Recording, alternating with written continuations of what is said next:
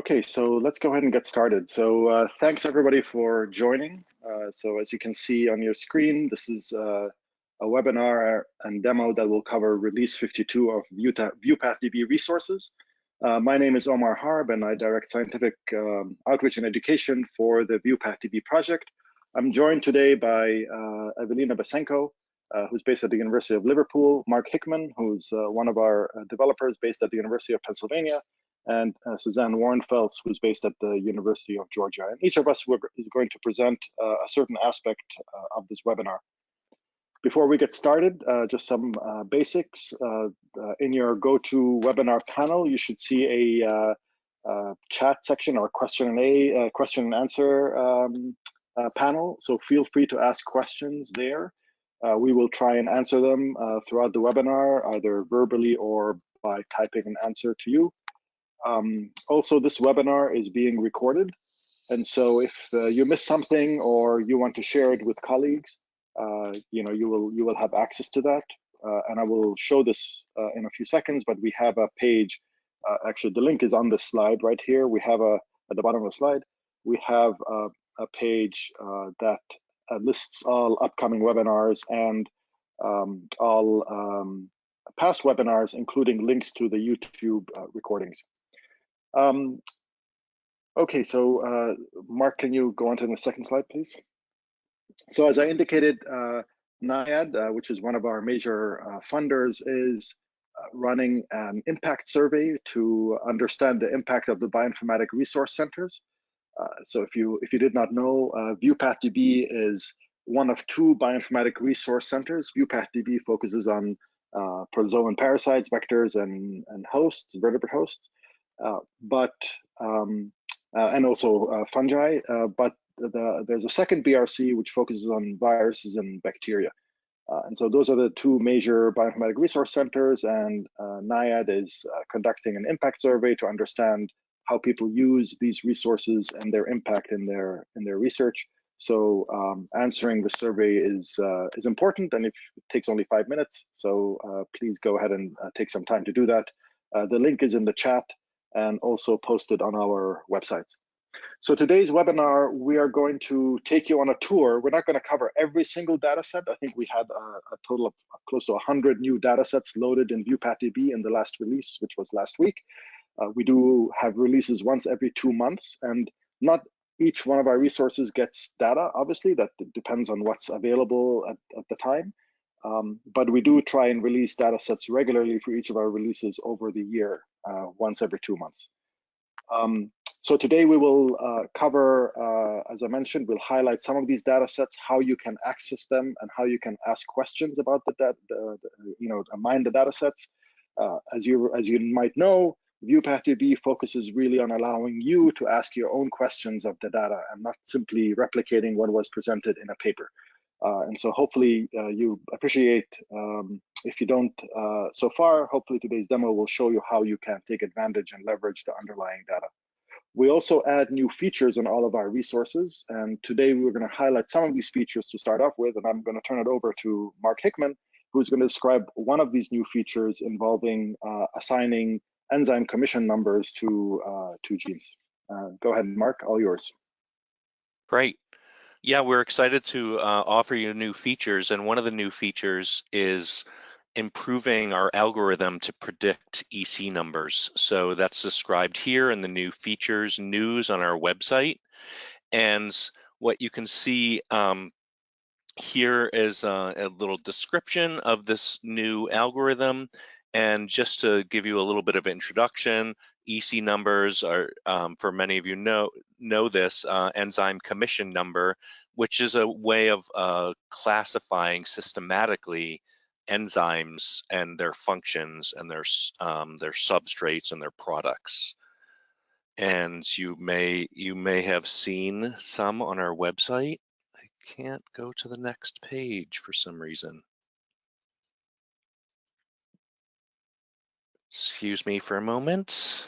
Yeah, we saw it for a second and then. Okay. All right, this is the next page.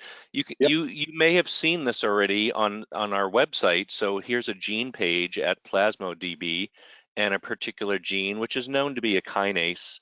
And if you scroll down to this section called function prediction, you can get the EC numbers that have been assigned to this protein. And obviously, they're EC numbers that designate it as a kinase, which you would expect. And these EC numbers are assigned by lots of different databases like UniProt and GeneDB. But we also attempt to use orthology. We have a website called OrthoMCL that puts all of our genes into ortholog groups with their fellow orthologs and paralogs, and we use that orthology information to predict whether a given gene should be assigned an EC number. And that's what you can see here, computationally inferred from orthology, the same kinase EC number. And we use a different algorithm now, and this algorithm produces some scores, so you can evaluate these scores to see, all right, do I really believe this computational inference? Because it is a computer, and sometimes people are a little skeptical of a computer and they just want to see the actual data for themselves. So what you can look at here is the number 2.7.11.1. And this column I want to draw your attention to first, which is the number of proteins with this EC. So there are 295 proteins that have been assigned this EC number before this inference. And that's a lot out of the 541 proteins that are in this ortholog group. So most of them have this EC number. It's 2 genera, so not just Plasmodium, but there's some other genus that also has this EC number. And I would encourage you to visit OrthoMCL, click on this link right here, excuse me, and that will bring you over to OrthoMCL and this group page, which will describe all of the species and proteins that are within that group. And then I want to draw your attention to these different scores. There's 3 scores. So not only is this protein in a group with lots of other proteins that have this EC number, but we try to compare its length, its similarity by BLAST, and its domain architecture to all of the proteins that have this EC number. And you can see it has the highest score and compared to all of the proteins that have been previously assigned this EC number. So that's what is present on the gene page for your gene of interest, but you can also do a search, and you can search for genes by EC number. You can choose your species, and I chose a Coxoides species, and then you can choose what assignment source should the EC number come from. And one of those options is inferred from OrthoMCL. So I'm looking for polyketide synthesis in the species by any means necessary. And this is the result that I get. I get 4 genes. Actually, there's a particular column in our results page that shows the EC number that's been assigned to it. And actually, there's no EC numbers assigned to these genes, but OrthoMCL in our EC prediction algorithm was able to predict that it had lots of different functions. So let's just look at one of these. This is my last slide. So we can look at a particular gene, and you can see that it's been predicted to receive many EC numbers. Actually, this is just part of the list. And this might seem overwhelming, but a lot of them are related. The first 3 digits say they're very similar in function and in substrate. It's just the product might be different. But I would encourage you again to look at OrthoMCL, and you can see all the genes and their EC numbers there. But you can also scroll down to this table, which tells you about the scores.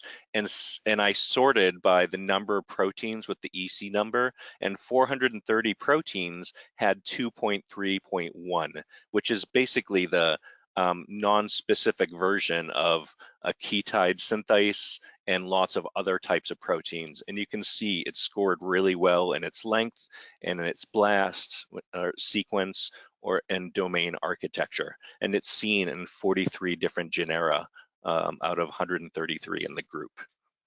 So that's what you can do now with EC inference, and it'll help you to identify genes where the function is not fully known yet, but this gives you a clue as to what that gene might do. So I'll pass it back. Great, thank you, Mark. I'll switch to presenter. Okay, so and one powerful thing that OrthoMCL provides, this whole EC number assignment, which I think this advance in the algorithm gives you some confidence to the assigned EC numbers, but also within OrthoMCL you can use the resource through a Galaxy pipeline to assign your proteome to orthology groups, and that becomes incredibly useful if you're annotating a new genome, for example, and you have a list of your proteins or predicted proteins from that new genome. You can automatically run a pipeline and assign your list of proteins to group numbers and extract out what the possible functions of your genes are and annotate them based on the group assignments, whether it is EC assignments or the names of the proteins in the group and so forth. So I'm going to go ahead and move on. So I'm showing you here the homepage of VEuPathDB. And as you can see, as a reminder, we do have this impact survey conducted by NIAID, and I provided the link in the chat, but it's also here at the top of the page if you don't have time to do it right now. All of the VEuPathDB websites and resources are built on the same infrastructure. So whether you're looking at VEuPathDB or if you hop to VectorBase, which basically filters your view to look at now a view that is representative of vector organisms. They all look the same. They have the same infrastructure, the same tools, same functionality that we develop are available for all the resources. So for example, the EC number assignment algorithm that Mark just described is available obviously for all resources and not just Plasmodb or FungiDB. And so that's kind of a nice advantage. So for all of our releases, we produce a release news. So this allows you to see what is new in each release. And so if you click on this, this will provide you a listing of all the resources and what is new in each of these resources. Obviously, it's a bewildering list of new things, but you can always quickly zoom in and go to the resource or the group of organisms you're most interested in to see what is new in that resource. And we're going to take you through some of these throughout the next 45 minutes or so. So there are a couple of additional features that I would like to cover. And so as you can see at the top of any news item, we have a list of the features. We talked about the EC number assignment, but I did want to highlight a new addition to our help pages. And if we go to under help and go to learn how to use VEuPathDB, and again, this is available on all of our resources. So if I hop to VectorBase right here and go to help, same location, click on learn how to use VEuPathDB, you will get the same buttons over here, and you will see there are different options here. I mentioned earlier on that this webinar is being recorded, and we provide all the recordings. So if you go to this webinar link right here, you will see that today is our Release 52 webinar, but you will see that there are additional webinars scheduled throughout the year, and we'll continue adding webinars here. And you can see down here, there's close to 50 webinars available to you from the past year that we've provided. And so if we cover a topic today that you are not clear about or you'd like to learn more about, there's a really good chance that there's a webinar that's focused solely on that topic that you can go and investigate. In addition to the webinars that we have listed here, we also have many useful tutorials that are available to you on our YouTube channel. In the upper right-hand corner of any of our websites, you can click quickly to and go to our YouTube channel to see additional videos over there. In addition, of course, we have workshop. All workshop material is available to you. We have additional learning materials. And so definitely there's a lot of help for you.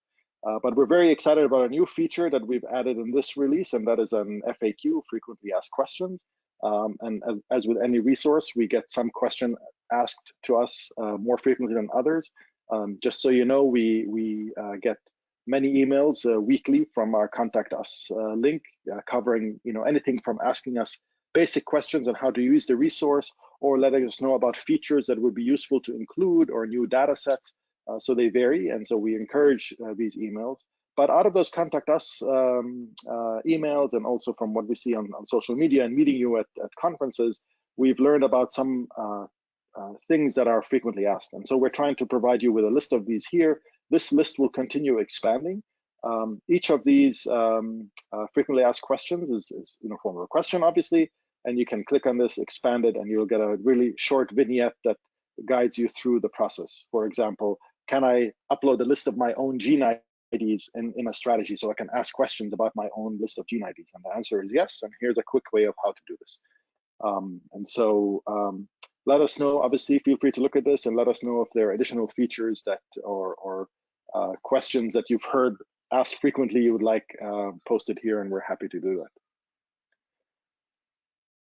Okay, so another feature that I would like to highlight, and that is that we've now include indication of which genome is a reference genome in any of our databases. And I'm just going to demonstrate this in a search. So if I go under the searches here on the left, we have these searches that all focus on genes. And I'm just going to pick the search based on taxonomy. So I can, for example, return all the genes, and I'm in vector based, so I can return all the genes from any of the organisms in our database. But as you know, many of these genomes are being sequenced at a higher frequency, and we have not only different species, but also different isolates from the same species. And we have to pick one as a reference genome in our database that we use to align RNA sequence data to, for example, or the proteomics data and so forth. And that's in fact what most people do in the real world. Is there is one genome that's considered a reference genome that has maybe the best assembly, or the or maybe it's the only one out there, but then we end up using that as the reference to align everything to. And so if I expand all here, you will notice now that there is a tag here for each genome that is considered a reference. And again, I'm just want to point out and stress that this is not a reference from a clinical perspective, but rather it's a reference genome from the perspective of the database, that this is the genome that will be used to map any data generated from this organism. And you can see that there are, for example, there are two Aedes albopictus strains, the Fortium and the Fortium FPA, and you'll notice that one of them is considered the reference as far as the database is concerned. And these can change. Obviously, if a new genome comes out, a better assembly or better annotation, and it makes sense to change this, we always can do this and change it, and then remap all the data to that new reference genome. Okay, let me go back to the home page, and I'm gonna scroll over to the news section on the right-hand side and go to the news. And so, and I'm gonna cover some of the data sets in vector-based. So I'm gonna highlight three types of data. One is we loaded a Drosophila melanogaster genome in this release of vector-based. And the reason for doing that, even though it is not a vector, obviously, but at least not a vector for pathogens that we're interested in, it is indeed an important model organism, and being able to leverage the information available in Drosophila to understand function of genes in let's say, Ixodes or Anopheles is quite useful. And this has been a big request from the community, so we've made this available now. And I will highlight in a search in a few seconds how you can leverage orthology with Drosophila or any other organism for that matter to strengthen your results. We also included a number of transcriptomics data sets in this release, and I will cover one of these quickly. Just they all work in the same way, basically. And also we've loaded a whole list of new population data sets, and I will highlight one of these just so you're aware of how searching this data works. So let me quickly go ahead to the transcriptomic data set. So each one of these represents a study, and you can see here information, short information about the study, but each of these will have its own data set page. And so I'm going to just pick this male antenna, fed versus unfed tsetse flies. And if we take a look at this, you'll see here that there's a data set record for this page. There's a link to the paper. You can see quickly where this came from, which group. There's some information about the study. And of course, ultimately, you're going to have to go back to the paper if you really want to understand how the study was done. But this information hopefully is sufficient to get you started so you can start asking questions about this data. And scrolling down here, there's an example graph of this experiment. So you'll see here there's an unfed antenna and fed antenna. So you can look at what this data would look like. But also we have searches available to you. And you'll notice there are a number of different searches, and I will describe some of these very briefly in the next page. But if you want, you can immediately go and select one of these searches. So for example, I can just use this fold change search. So I'm just going to click on it right here. This will open up a search page where typically I was trying this out before, so everything is selected, but typically nothing is selected. So you can go in here and say, well, I'm interested in finding genes that were upregulated in the fed insects compared to the unfed insects. I'm going to change this this parameter here to upregulated. This graph here on the right gives you an example of what a gene that meets these criteria would look like, right? So in our case, our red box here, which is the comparison sample, the fed insect, will be up here, and there will be tenfold upregulated compared to the unfed insects. And so I picked a fold change of 10. So this is a high number, but maybe let's change it down to 5. But you can decide how much fold change you're interested in finding. And since this is an in silico experiment, basically these results are not really costing you any reagents, so you can go back and quickly modify these searches as you wish. So you can see here I found 81 genes that are upregulated in the fed insects compared to the unfed insects. You'll get a list of these genes right here, and then you can scroll to the right and you can actually see a graphical representation of these both at the sense strand, the anti-sense strand, and you can add additional columns for additional data as you see fit. But these columns then give you an indication of the degree of fold change in the particular experiment. So as you scroll down and look at these genes, you will notice that some of them are listed as unspecified product genes, right? So this one, for example, says it's an unspecified product. So it would be nice if we can leverage information from other organisms. And so there are two ways, or at least a couple of ways you can do that. One is I can visit the gene page. So I'm going to click on this and open up in a new tab and let it load in the background here. And then I'll show you where you can look at orthologs on that gene page to maybe get more information about the possible function of this gene. The other option is you can do this in bulk by adding a step to your strategy. And instead of adding another search, I can transform my results using orthology. Okay. And now when you come here, and remember I said that we loaded Drosophila in this release, so I can go ahead and filter my results, and now I can pick Drosophila melanogaster as my genome that I want to transform my results to, and I can run the search. And so now what will happen is these 81 genes in Glossina have 102 orthologs in Drosophila. And as you scroll down here, you'll see here now these are the Drosophila gene IDs, and you'll see here the Drosophila product descriptions are listed here, and here's a list of the input IDs that I entered. So these will be the Glossina IDs from my previous search. And you can quickly look at them. You'll see here there's an orthology group. So you'll notice all of these here have the same orthology group number. So this indicates that this is probably one big gene family, and they look like they're all heat shock proteins, so that makes sense. So that's how you can do this in a bulk, and that's sort of one really nice advantage of having Drosophila in the database. And if you remember, I loaded a gene page for this Glossina gene that is called unspecified product, and I can scroll down on this gene page, which, by the way, it goes down to the basement of the building. That's how long this gene page is, but it has a very nice categories here on the left that can help you navigate the gene page a bit easier. And so, for example, there's a section for orthology and synteny. So if we click on this, this will take you down here. You'll notice here there's a table for all the orthologs within VectorBase. I can quickly select, start filtering on Drosophila. And you'll notice here it has two orthologs in Drosophila. One is unspecified, so we don't know what it is, but the other one is a cytochrome 3 oxidase. So this at least gives you some indication of what this gene might be doing. And in fact, I did not do this for here, but curious now whether this EC number thing that Mark was showing us earlier does give us any information, and the answer is no. There aren't any EC numbers that were predicted in that particular orthology group. So unfortunately, nothing we can garner from this here, but at least the orthology table gives you some indication via Drosophila about what this gene might be doing. Okay, so let me go back. So instead of going to the home page, I'm just going to go to the searches here, and I'm going to click on RNA-seq, just start typing.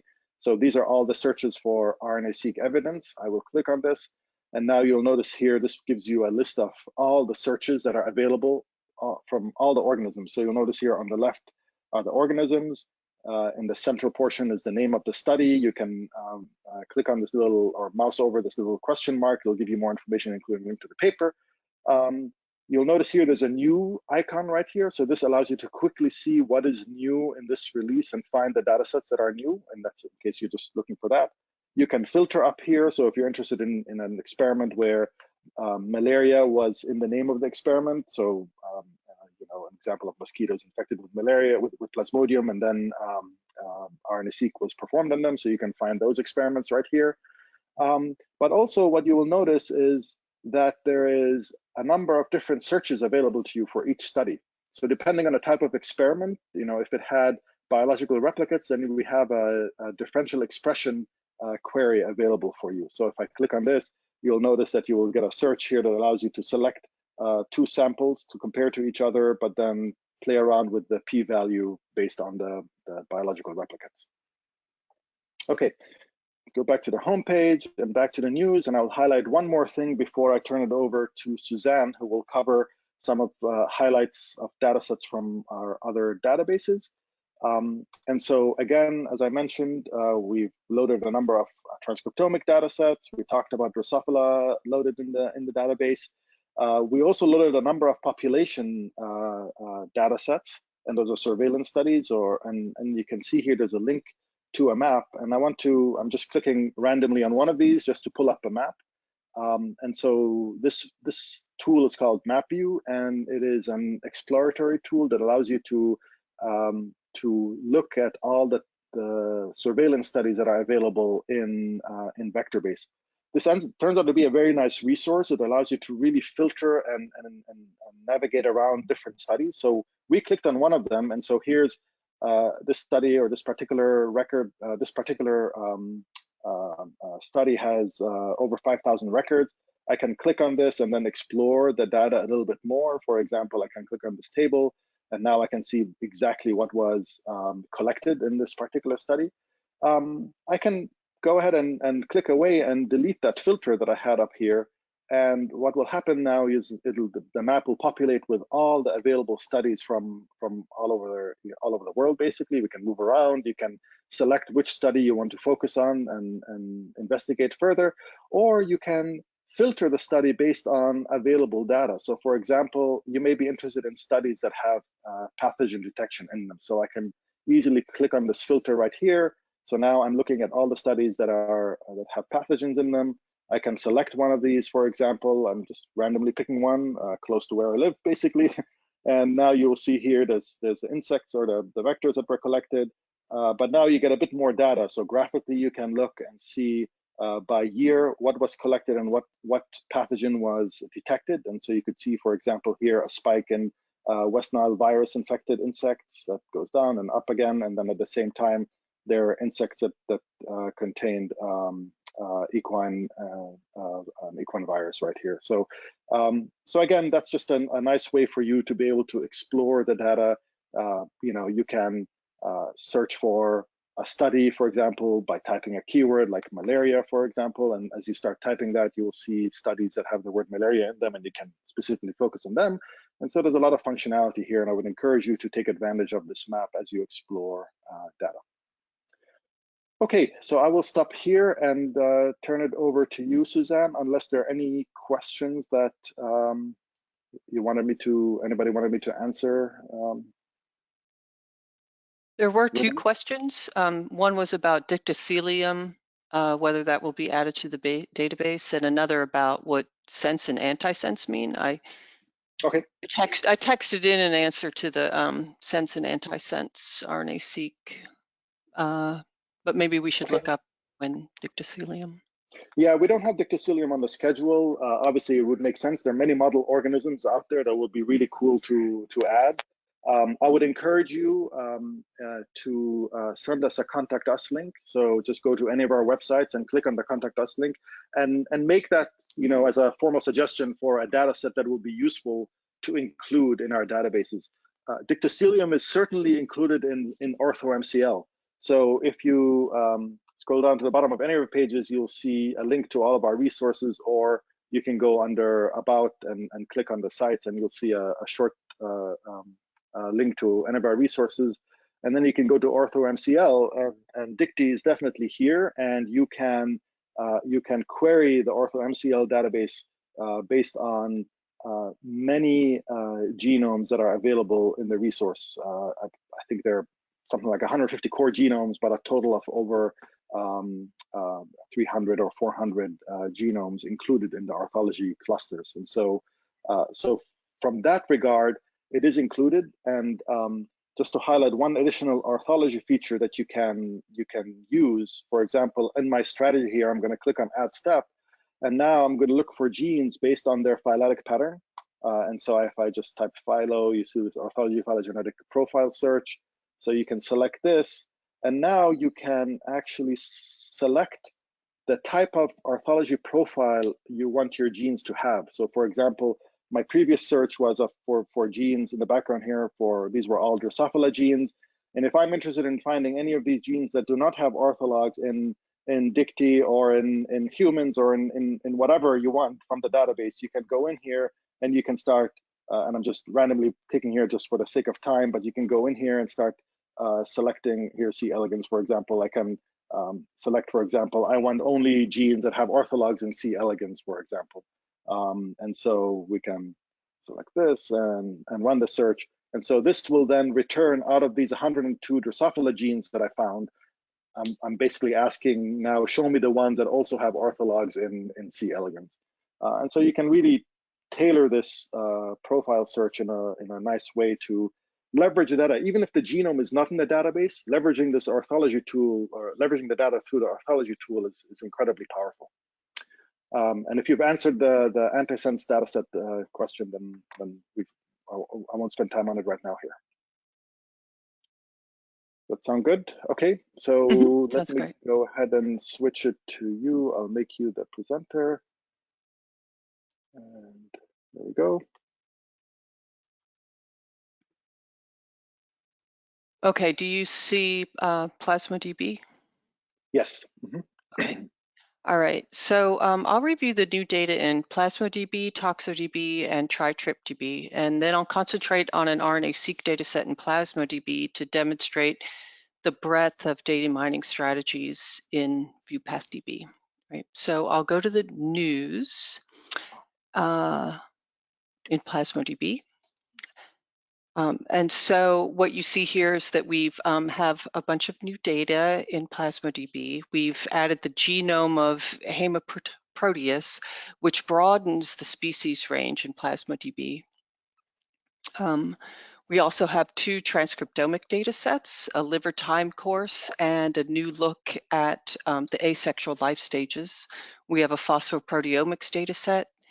And we've added several Genome Browser tracks that describe predicted UTR regions for P. falciparum, 3D7, and HB3.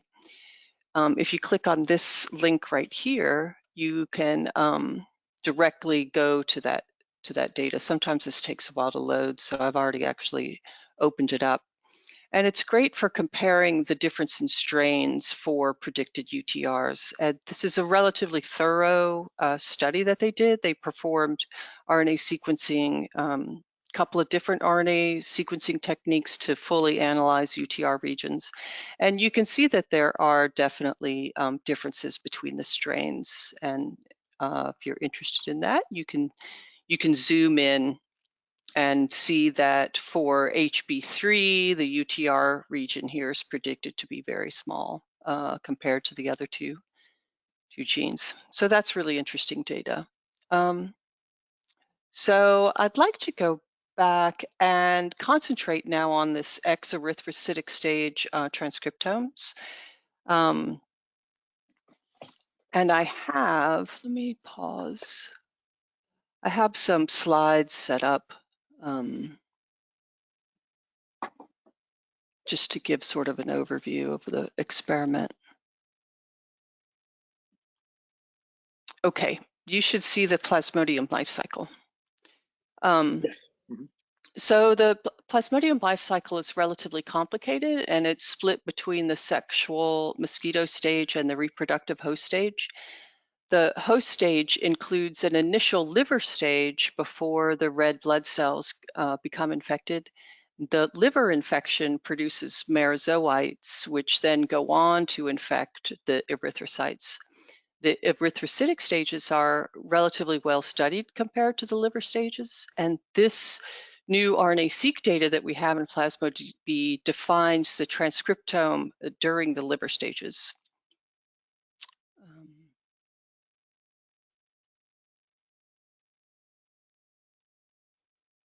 Some reason I can't. Oh, there we go. I couldn't go on to the next slide. It's a plague for this webinar. All right, so this data was performed in Plasmodium berghei. And for this work, the authors infected HeLa cells with sporozoites and then determined the RNA-seq transcriptome of those sporozoites, plus a time course of infection ending at 69 hours with detached cells, which would represent the merozoites that go on to infect the erythrocytes. And then what we do is we retrieve the raw sequence data from the sequence read archives and run our own workflow on that. We run the same workflow on all data we integrate so that the results are comparable. And then from the tables of expression values that are the result of our analysis, we create searches. So you can probe the entire data set at once, for example, to look at differential expression. And then we also graph the expression profile of experiments on the gene pages and align that data, present that data in a Genome Browser so you can look at it there. Okay, so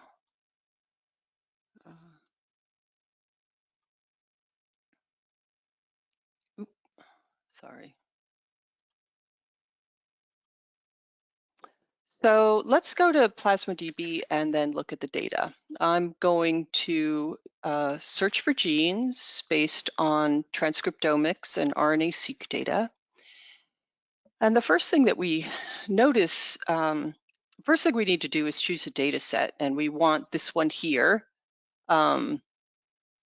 this new data, X-erythrocytic stages, and we notice that it's in P. berghei ANCA. And there are 3 data set, searches available. The differential expression search is based on the statistical analysis of the expression values from the triplicate samples of the study.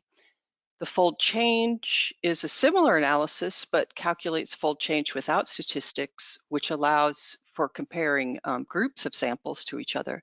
And the percentile search is based on the percentile rank of expression values, which within a sample, right? So you can tell which genes are high or low expression within a sample. I'll go ahead and run the differential expression search, which performs pairwise comparisons and considers the p-value. So I'll set this up to look for genes that are upregulated in liver compared to the 6-hour time point, upregulated by, let's say, 4-fold with a p-value of 0.001. I'll click Get Answer. And what we're returned is 28 genes. I'm only showing 5 of them here just for simplicity. And the top gene has a fold change of 260 and a p-value of 10 to the minus 25. And you notice that the name is liver-specific protein. So that's really pretty cool. So to investigate that further, we can go to the gene page. And we want to go to the Transcriptomics section, which has 2 features. The first is a summary table that graphs the gene's expression in all the data sets that we've integrated. Maybe I should zoom out.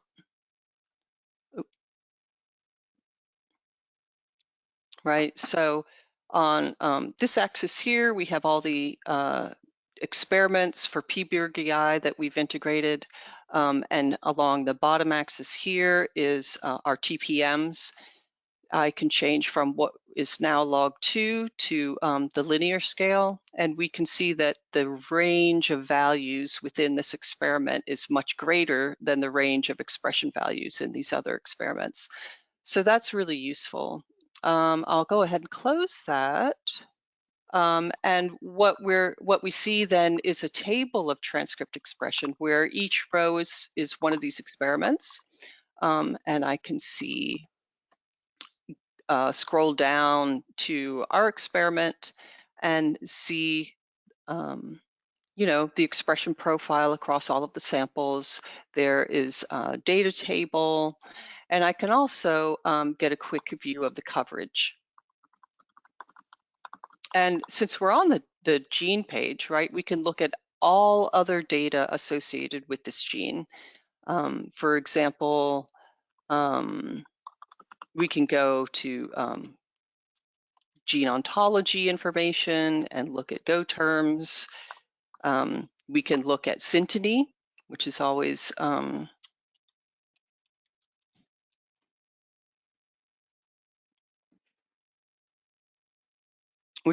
interesting if you're delving deep into a gene. And so there's a host of other data on this page that you can use to delve deep. So to review, we started with a search looking for differentially expressed genes based on the RNA-seq analysis of liver stage infection time course. And we ended up looking at associated data with the highest p-value gene in our result search. So should we stop for questions?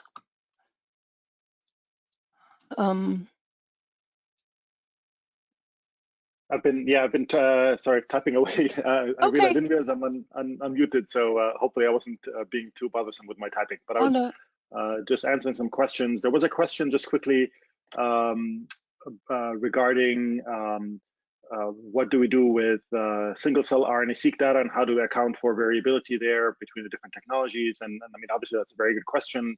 Right now, we don't have any single-cell RNA-seq data sets loaded. This is certainly something that will complicate our integration of the data, something we're actively working on. And obviously, if you have any suggestions or comments, definitely drop us a line, and we'd love to learn from your experience. Okay. There are a number of additional questions, but for the interest of time, I will continue answering them offline unless something I feel like it's urgent to answer. Yeah. I think my answers show to everybody because I'm sending it to all, and I will continue answering those there, and then we can move on just for the interest of time. Okay. Yeah, that sounds great. All right, so I'd like to continue with this, just show you a different search for the same data set. So the differential expression search lets us compare 2 samples, but what if we wanted to compare all liver stages to the sporozoites? We couldn't do that with a differential expression search because we're limited to the pairwise comparisons of our statistical analysis. With the fold change search, we can explore groups of samples against each other. So I've opened up that search and I'll set it up to look for upregulated genes,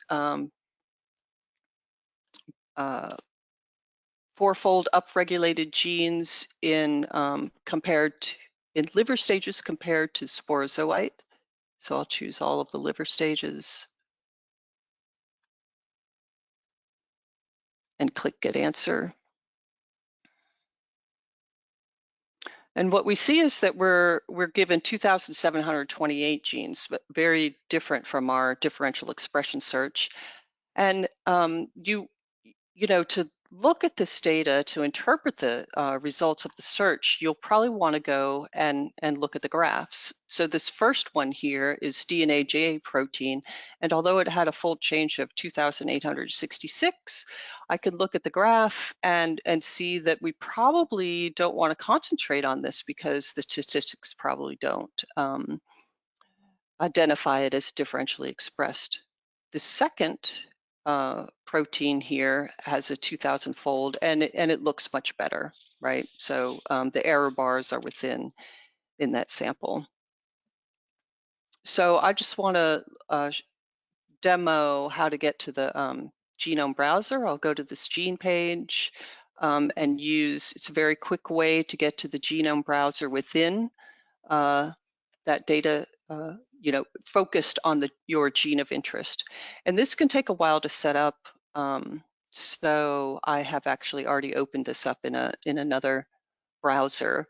And what we have here is the annotated gene across the top, and that's in that track, and then sporozoite reads aligned to the genome, 6-hour, 48-hour, and 54-hour. And you can see that this, if you were to map all of these or graph all of these genes, it would be, you would get the graph that we were just looking at in the results page. So I just want to touch on TriTripDB. I'll go to that news. We have integrated 3 annotated genomes. One is Angomonas, which again broadens the number of species, broadens the range of species in our database. And we have sequence assemblies without annotation for several other T. cruzi strains.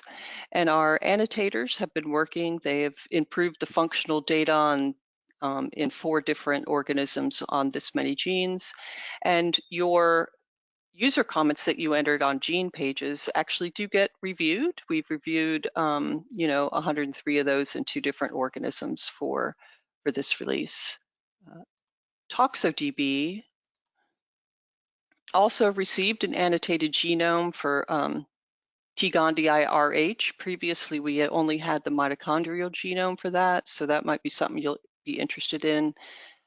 And we integrated an assembly for a cross between ME49 and CTG. The annotation for this should be available soon. Okay, so I will turn it over to Eve. All right, thanks very much, Susan. Let me share my screen.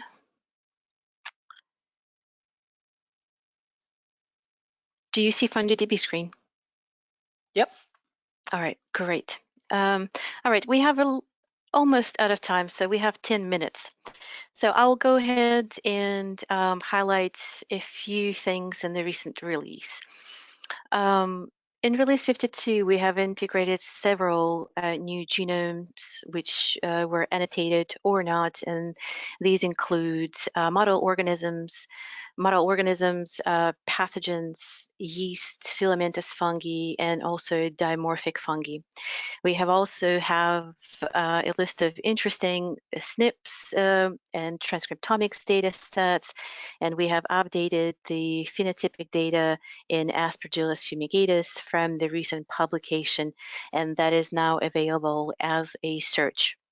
I'm going to demo 2 searches today and show you how you can bridge the information from 2 different species. And I will start by looking at the transcriptomics data sets for Candida Peripsilosis. So Candida peripsilosis, similar to Candida albicans, is a human pathogen. However, we know very little about the virulent properties of this pathogen. So I went ahead and pre-run this strategy, looking at the upregulated genes in the biofilm conditions for Candida peripsilosis. And Amar have gone through quite detailed explanation of how to set this up. But in my experiment, I'm looking at the genes that are upregulated by twofold. And so the next data set that I want to take a look at. Oh, and by the way, before we move on, you can always analyze the results and run the Go enrichment analysis on your results. And for those genomes where, for example, you may not have an extensive Go term enrichment analysis, for those genes that are not well annotated with Go terms, you always may want to look at the genes that are hypothetical and learn more from other species, or use gene pages to learn about domain structure and similarity to other pathogens. So, and for some reason I'm a little bit lagging, so I will go ahead and move on to the next search that I want to demo. So I'll come back to the main landing page and go to the news again. And this time I want to investigate the SNP calls that we have called on the isolates for Candida hemilonia. Hemilonia is a emergent and virulent yeast pathogen, and this particular study was done by CDC, where clinical isolates were collected and then sequenced. We integrate this data and called SNPs on the isolates that were collected from various geographical locations. So I will go ahead and return to my strategies and show you how you can deploy a SNP search from the top menu. So in order to look for the different types of SNPs, I'm going to use SNP characteristics search. And when you click on the link, it will bring you to the window that allows you to select parameters. So I have just run this search, so my selection is already set for Candida hemilonis, but you can switch the organisms as you please. And in my search, I want to identify all non-synonymous SNPs across all clinical isolates that were collected from different locations. So here I have selected all isolates based on the geographical location, and then I have selected non-synonymous SNPs, and I also indicate that I want to return at least one or more of non-synonymous SNPs. Note that if you leave this selection at 0, you essentially will be returning all SNPs. And so let's go ahead and run this experiment. So now that we have two strategies, let's go ahead and rename one of them so that we can differentiate them well. So this is Candida hemilonis strain, SNPs, and I also have Candida peripsilosis above. So for Candida hemilonis, we have relatively little data. And if I wanted to use the data available from other organisms and harness that information and apply it to Candida hemilonis, there are several things that I can do. For example, if I'm interested in looking at the genes with non-synonymous SNPs and also looking potentially how they may behave in biofilm forming condition using the data from another Candida organism, I can do this by transforming the results from my first strategy into orthologs and Candida hemilonis, and then joining these two strategies together. And this is an excellent way to harness the data from other studies if the same type of studies are not available in your organism of choice. So I will go ahead just and do that, just like Amar demoed before. I will transform my records in Candida peripsilosis into orthologs in hemiloni. Here we go, and click on Run Step. Now that the search is being run, the step 2 of this search strategy will contain homologs in Candida hemionus. And notice that there's a little bit of difference in the number of genes between the two steps, and that could be due simply to the differences between the various organisms and also the evolutionary path that they took. And so in order to identify how many of the genes that are known to be upregulated in the biofilm conditions in Candida peripsilosis are actually have non-synonymous SNPs from clinical isolates in Candida hemionus, all I need to do is to click on Add Step, and instead of using the new search condition, click on the existing strategy. And note that because I'm adding to this well, I have multiple strategies. Actually, what I should have done is renamed one of them, but I know that I only have one unnamed strategy open, and this one, and I am now adding the step. And so now my search is comparing the data from the CDC study where we called SNPs on the Candida hemionus clinical isolates and identifying those orthologs that have hits in Candida peripsilosis, genes that are upregulated in response to biofilm conditions. And we have a few minutes to finish up, so if there's any questions, I'll be happy to answer them. And as always, if you need any help, whether using resources or questions about any datasets integrated, click on the contact us link to send us an email. So Eve, I'm gonna actually take over controls again and demo something. There was a request from one of the users. And I think I've answered all the questions so far by typing responses, if that's okay with you. Sounds good. All right. So very quickly, to wrap things up, the question was basically, how can we take advantage of metabolic pathways in the resources coming from, let's say, an RNA-seq experiment where you've identified genes that are differentially regulated and statistically so. And so I quickly ran a search, again, in vector base. If I edit and revise this search, we can look at the parameters. But this was a search looking at comparing adult female and male mosquitoes to each other. I looked for genes that are differentially regulated, so up or down regulated by at least 5-fold, and I changed the p-value to 0.05. You can change this to whatever you want, obviously. And so I pre-ran this just to save some time. And you'll see here there were 795 genes that were returned. You can see a list of the genes. And you'll see here there's a fold change, but also the p-value associated with them. So these are all obviously statistically significant. Before I move on, there was a question as well in the panel as to whether we can download the results associated with genes, whether it is a small list of genes like this or all the genes from a particular genome. And the answer is yes. You can click on this download link, and this will take you to a page that allows you to customize your download. And so I can select, for example, a tab delimited format. And then from here I can, let me select the first one. And then here I can select any of the experiments. And so we can, just start typing a filter, and you'll see here all the experiments from microarrays to whatever are available here. And you can download all the data associated with that. So that's a nice way if you wanted to graphically represent your data in a different way. Okay, back to the metabolic pathways. So we have our differentially expressed genes, and the question is how can I examine the pathways? So one way is you can you can analyze your results. So rather than running a Go enrichment analysis, you can run a metabolic pathway enrichment analysis. And so when you select this, this allows you again to select whether it's KEGG or Metapsych, and then run this. I pre-ran this just because so we can look at the results. So this is the output you get. The output includes the pathways that are potentially enriched in your sample. This is based on EC numbers, and you'll get the p-value associated with it, but also the corrected p-value, which is quite important. So in this case, there may be nothing significant in this particular data set where the actual pathway is enriched. So that's obviously the question here is, do I have any metabolic pathways that are enriched in my set of genes that were differentially regulated?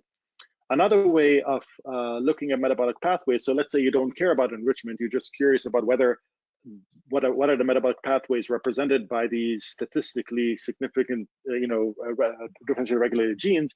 You can add a step to your pathway and transform your results. But now, rather than transforming them to orthologs, you can transform them to metabolic pathways. This uses EC numbers as the connector, basically, between genes, which have EC numbers, and pathways, which are populated with EC numbers. So we can click on this, and you can specify as well. You can make it very stringent or very, very relaxed. So really, it depends on what question you're asking. So I'm just going to run it with the defaults. So what this will do is it'll transform my results of 795 genes to all the pathways that they are involved in. And we'll give this a second to load. Okay, so it tells me that these 795 genes are involved potentially in 935 pathways. You can go down here and you will see the pathways. You will also see a list of the genes from your results that are in that pathway. And also you can see the count of genes. And then you can look at the pathway. So there are we have two representations. One of them is a decorated view. And so if I click on this, this is going to load the pathway. We use Cytoscape as the graphical representation of the pathway.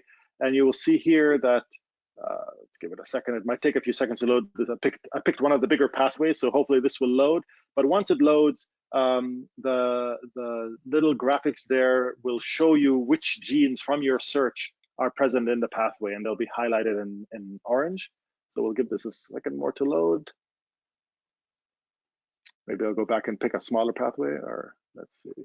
Oh, there we go. So finally it loaded. So here you go. So I must have picked, I can't remember what I picked, but I picked a big one, obviously. And you'll see these are all, you'll see all the orange ones. And of course, you can zoom in, and zooming in will give you more information, obviously, as you go in. And so you'll get down to the structure of the metabolites going in and out, but also the EC numbers and so forth. So you can now go in and look at specific pathways.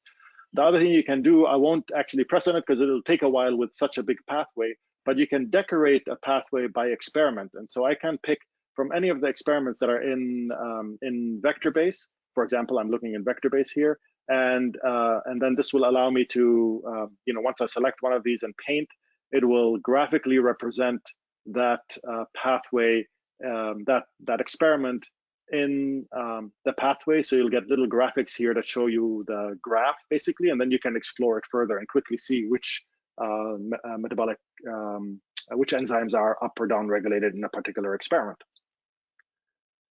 Okay, so that's, I think, it.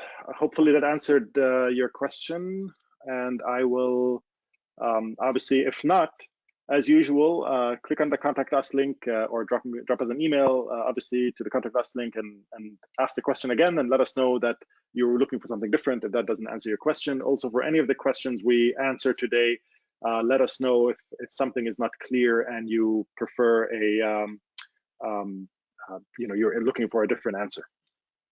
Okay, so unless there's anything else, Eve and Suzanne and others on the call. I'm good. I think that's it. Okay, great. Well, thank you everybody for joining. And as usual, you will get a link to the recording tomorrow. You can share it with your colleagues. And of course, you can always access it from the help section of all of our resources under the webinar section. Thank you again all for attending, and we will see you next time. Bye-bye. Thank you, everyone. Bye. Bye-bye.